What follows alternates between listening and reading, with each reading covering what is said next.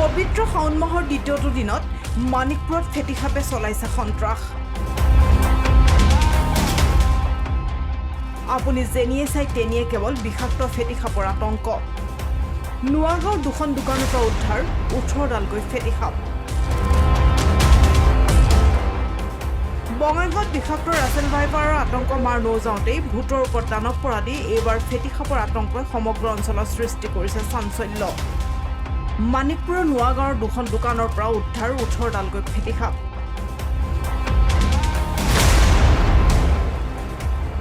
মিনাৰুল ইছলামৰ কাপোৰৰ দোকানৰ পৰা উদ্ধাৰ ফেটিসাপ।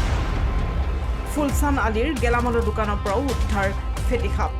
উল্লেখ্য যে মিনাৰুল ইছলামৰ কাপোৰৰ দোকানত সাপৰ উপস্থিতি জানিব পাৰি প্ৰথমে মজিয়া খান্দি সাপৰ পোৱালি প্ৰত্যক্ষ কৰা হয়। পিছত বঙাইগাঁৱত সাপ উদ্ধাৰকাৰী দলক অৱগত কৰাত উদ্ধাৰকাৰী দলে দুইখন দোকানৰ পৰা মুঠ 18ডালকৈ ফেটিসাপ উদ্ধাৰ কৰে। ফেটিসাপ উদ্ধাৰক কেন্দ্ৰ কৰি অঞ্চলটোত সৃষ্টি হয় তীব্ৰ আতংকময় পৰিস্থিতি। আজি প্ৰায় আতংকিতভাৱে এটা গেলামাল দোকান আৰু এটা কাপোৰৰ দোকান তেওঁলোকে চলাই আছে।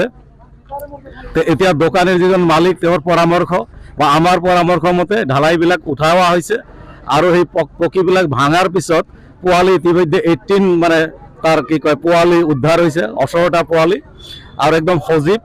আৰু নিশ্চিতভাৱে এতিয়া সন্দেহ কৰা হৈছে যে ডাঙৰ মানে হয়তো যিটো ফেটিসাপ এইটো এতিয়াও মানে অৱস্থিতিটো আছে, ইয়াতো মানে পোৱা যাব বুলি আশা কৰা গৈছে।